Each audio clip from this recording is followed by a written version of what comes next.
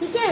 ये जो आज का लेसन है, ये आखिरी चट्टान हिंदी का लेसन है और इसके अंदर लेखक मोहन राकेश द्वारा एक सफल यात्रा वृतांत के बारे में आपको बहुत ही सरल शब्दों में बताया गया है।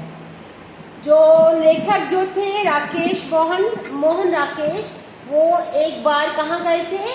कन्याकुमारी गए थे। कन्याकुमारी कहाँ है?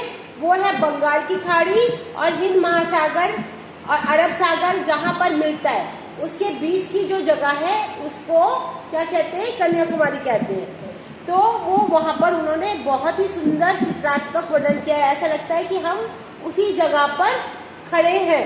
फिर उसके बाद क्या है? लेखक जो है कन्याकुमारी मंदिर के सामने समुद्र में स्थित एक चट्टान पर खड़ा हो जाता है। वो कहाँ खड़े होते हैं कि जहाँ कन्याकुमारी का मंदिर है वहाँ एक बहुत ऊंची चट्टान थी, उस पर वो खड़े होकर के देख रहे हैं वहाँ पर सारी चीजें। ठीक है। खड़ा होकर समुद्र के फैलाव को देख रहा था। समुद्र जितना ताकतवर है उतना ही व्यापक है। वहां पर खड़े होकर उन्होंने देखा कि जो समुद्र था, समुद्र की लहरें इतनी ऊंची ऊंची उठ रही थी और बहुत ही विशाल लग रहा था, वो बहुत ही व्यापक लग रहा था, उनको बहुत बड़ा लग रहा था। और उसके विस्तार और उसकी ताकत में से कौन अधिक शक्तिशाली है, उन्हें ये लग रहा था कि जो ये समुद्र है वो कितनी दूर तक फैला हुआ है, कितना विशाल है, कितना शक्तिशाली है। देख करके उनको मन में एक घबराहट सी हो रही थी और बड़ी उत्सुकता सी हो रही थी। वो कहना चाह रहे थे, वो लेखक जो थे वो ये भी भूल गए थे कि वो एक यात्री हैं। और उन्होंने क्या देखा? उस सागर में सूर्य को डूबते हुए, मतलब जब सूर्य उगता है उस समय भी उन्होंने देखा समुद्र से कैसे उगता है। और उन्होंने क्या देखा कि जब सूरज डूबता है तो वो समुद्र में किस तरह डूबता है। वो सब कुछ देखने के लिए इतनी दूर कन्याकुमारी आए थे। ठीक है। और जब उन्होंने ऐसा दृश्य देखा तो वो एकदम हक्के बक्के रह गए, मतलब एकदम उनको ऐसा लगा कि मैं कहाँ पहुँच गया, कितनी बड़ी जगह पहुँच गया। और उनको एक अजीब सा, एक बहुत ही अच्छी अनुभूति हुई उसके अंदर। और क्या हुआ कि उनको ऐसा लगा कि ये तो अप्राण दृश्य है, इसमें इतना ज़्यादा जीवित है सब कुछ, इतना सब कुछ जीवित है। और इसको मैं मतलब वो ये भूल गए कि मैं यहाँ पर घूमने के लिए आया हूँ, मैं तो यहाँ पर पता नहीं कब से रह रहा हूँ, ऐसा लग रहा था उनको। ठीक है। और उन्हें ऐसा लगा कि मैं भी एक जीवित प्राणी ना होकर के और एक अप्राण व्यक्ति हो गया। मतलब जैसे यहाँ पे मंदिर है, चट्टान है, और जैसे यहाँ का वातावरण है, समुद्र ऊंचा ऊंचा उठ रहा है, चारों तरफ जो है पानी ही पानी है, तो उसके अंदर वो बिल्कुल ही खो गए एकदम। वो उसको देख करके बिल्कुल एकदम इतने खुश हो गए, इतनी उनको खुशी हुई कि वो सब कुछ अपना आगा पीछा भूल गए। ठीक है। और उसके बाद क्या हुआ कि उनको ऐसा लगा कि जैसे जब वो चट्टान पे खड़े हुए थे तो उनको ऐसा लगा कि वो जैसे एवरेस्ट की चोटी पर खड़े हुए। एवरेस्ट मतलब इतनी ऊंचाई पे खड़े हुए, चारों तरफ समुद्र है, सामने मंदिर है कन्याकुमारी का। तो उनको एक जो है बहुत ही अंदर से संतुष्टि हुई उस चीज की। अब क्या हुआ उसके बाद जो है कि उन्होंने ये सारी चीजों का एक मानवीकरण किया। मतलब उन्होंने इतने सुंदर शब्दों में लिखा ये सारी चीजों को कि उनको जो है ये लगा कि बिल्कुल जो सारी चीजें सजीव हैं, उनको सब कुछ सामने नजर आने लगा। समझ में आया? सब कुछ उनको सामने नजर आने लगा। फिर उसके बाद क्या हुआ? जब सागर तट से जब वो अपने होटल में आए तो उनको बहुत सारी कठिनाइयों का सामना करना पड़ा। क्या हुआ कि रेत के ऊंचे ऊंचे टीले थे, अंधेरा हो गया था, उनको कुछ भी नजर भी नहीं आ रहा था, तो उनको जो है काफी कठिनाइयों का भी सामना करना पड़ा। रात में समुद्र में केवल काली छायाओं की लकीरें मात्र ही दिखती हैं। अब रात को उनको डर भी लगने लगा कि भाई ये तो मैं जा रहा हूँ यहाँ से, तो कहीं ऐसा तो नहीं कि मैं कहीं फंस जाऊंगा। तो समुद्र की उनको सिर्फ एक काली काली लकीरें नजर आ रही थी, चारों तरफ अंधकार था, चारों तरफ सन्नाटा था, पानी की आवाज थी, शां शां शां शां आवाज सी आ रही थी। ठीक है, फिर क्या है, उन्होंने कहा जो ये कन्याकुमारी का। गुड मॉर्निंग, कौन बच्चा है ये, कौन बीच में बोल रहा है? Good morning ma'am. Good morning तो हो गया, आपने इतना लेट क्यों ज्वाइन किया भूपेश? Good morning ma'am.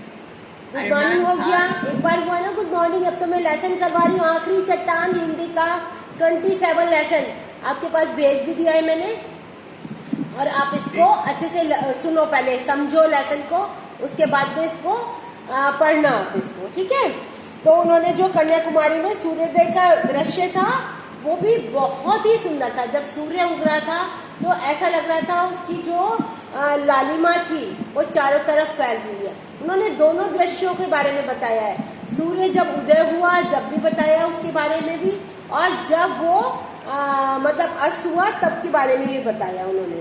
ठीक है, और जो है इसके बाद उन्होंने बहुत ही सरल शब्दों में उन्होंने ये बताया कि कितनी साफ स्वच्छ और चमकीली रेत को रौंदकर रेत की पवित्रता नष्ट कर दी जाती है। कि हम जब है ना रेत के ऊपर चलते हैं तो पैरों से हमारे रुंध जाती है, उसकी जो सुंदरता है रेत की वो खत्म हो जाती है। डूबते हुए सूर्य की किरणें पानी को इतना लाल। अब क्या हुआ, पहले तो उन्होंने जब सूर्य उदय हो रहा था उसके बारे में बताया कि चारों तरफ लालिमा फैली हुई थी। अब जब अस्त होने लगा तो भी उन्होंने कहा जो सूर्य की जो लालिमा थी वो समुद्र के पानी पर, समुद्र के लहरों पर लाल रंग उसने फैला दिया पूरा, और ऐसा लग रहा था जैसे कोई लावा जल रहा हो। ठीक है, लावे की तरह लग रहा था। थोड़ी देर पहले पानी जो पीला प्रकाश था, जब सूर्य की रोशनी पीली थी तो पानी जो था पीला नजर आ रहा था, लेकिन जब सूर्य ढलने लगा, लाल होने लगा, तो समुद्र का पानी जो था वो भी बिल्कुल लाल हो गया। ठीक है, फिर उसके बाद अब उन्होंने कहा कि जो पहले थोड़ी देर पहले जो पानी जो था वो पीला था, वो धीरे धीरे जो है वो पानी लाल हो गया। देखते ही देखते वह एकदम लाल नजर आने लगा। यह ऐसा लग रहा था जैसे कि बहुत दूर दूर तक खून बह रहा हो। मतलब पानी का रंग समुद्र जो सूर्य की रोशनी से, जब सूरज येलो था, पीला था तो पीला हो गया था, और जब वो ढलने लगा या जब उसका मतलब अस्त होने का टाइम आया तो वो रेड हो गया, तो पानी भी जो था वो लाल हो गया। अब इसके शब्द अर्थ हैं वो भी मैंने आपको लेसन के साथ भेज दिए, 2-4 फिर भी मैं कराती हूँ। पृष्ठभूमि, पीछे का भाग, समाधिस्थ, ध्यान मगन, फिर उसके बाद क्षितिज जहाँ धरती और आकाश मिलते दिखाई दे, और बूंद जलकरण, मिशनरी सेवा भाव, कैनवस खुला चित्रपट, जैसे कैनवस पे हम पेंटिंग करते हैं वो, वाइनाक्यूलर एक यंत्र जिससे छोटी चीज को बड़ी करके देखा जा सकता है, जैसे कि दूरबीन होती है ऐसा ही होता है वाइनाक्यूलर। उसके बाद में आपने ये है आखिरी चट्टान की प्रसंग सहित व्याख्या। आपको 2 लाइनें आएंगी, 2 लाइन या 4 लाइन दी जाएंगी, उसको आपको समझकर कौन से पाठ का यह है, जो ये लेखक मतलब जो है हमारे कौन है, ये मोहन राकेश के द्वारा रचित आखिरी चट्टान से लिया गया है। इसके अंदर हिंद महासागर के स्थित एक ऊंची सी चट्टान पर खड़े होकर लेखक जो है समुद्र की लहरें जब उस चट्टान से टकराती हैं तो उसके भावों को वो अपने कागज पर उतार रहे हैं, मतलब वो लिख करके बता रहे हैं कि उनको वहाँ का दृश्य किस तरह नजर आ रहा था। ये व्याख्या है इसकी, छोटी छोटी सी है, जब आप इसको पढ़ोगे तो आपको बहुत अच्छी तरह से समझ आ जाएगा। इसका जो 4th वाला है, सूर्य पानी की सतह के पास पहुंच गया था, सुनहली किरणों ने पीली रेत को एक नया सा रंग दे दिया था, उस रंग में रेत इस तरह चमक रही। ये मैंने अभी आपको समझाया कि जब सूरज का प्रकाश जो था वो पीला था तो रेत और पानी वो भी दोनों पीले ही नजर आ रहे थे, लेकिन जैसे जैसे सूरज अस्त होने लगा, ढलने लगा, तो वो लालिमा पे आ गया।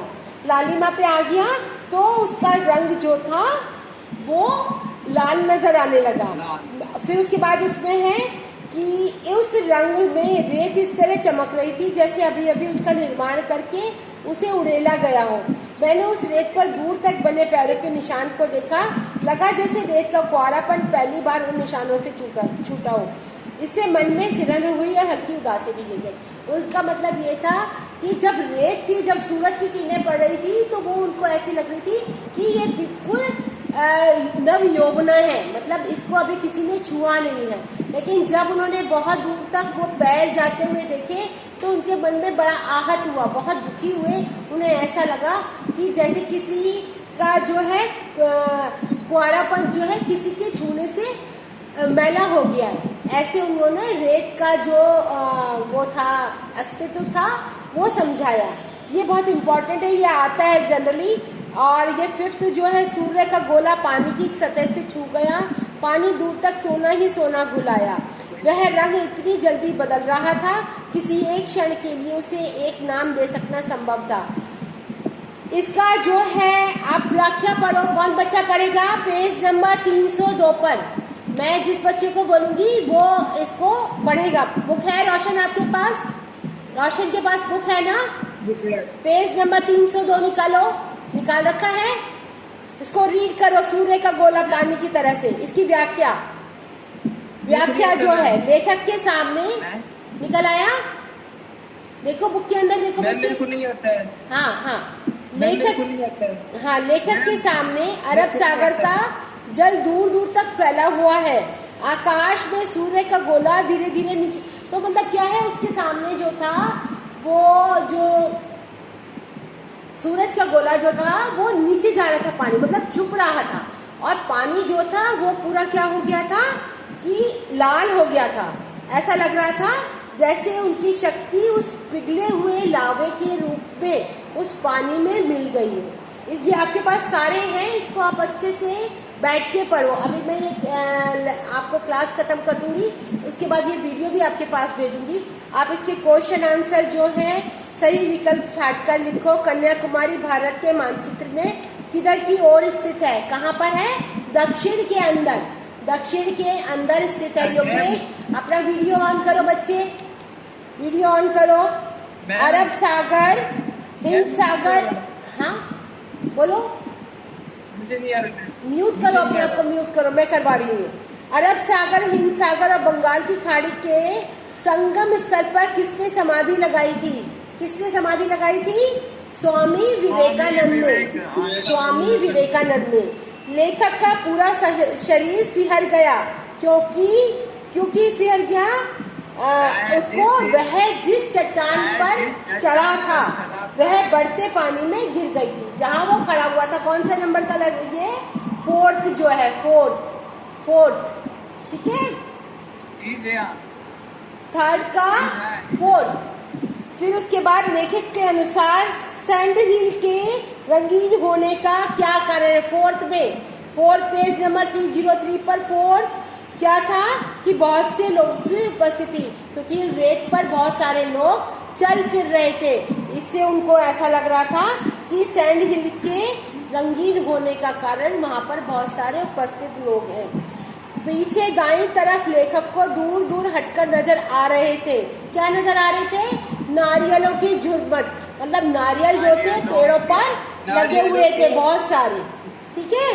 सूर्यास्त देखने के बाद वापस लौटते हुए सहसा लेखक को एहसास हुआ कि उसको क्या डर लगा कि सूरज की जो ये है समुद्र की लहरें जो थी वो मुझे घेर न ले, कहीं मैं यहाँ पर खो ना जाऊं, ठीक है। ये आपका मैंने कन्याकुमारी के शिक्षित नवयुवकों की प्रमुख समस्या क्या थी?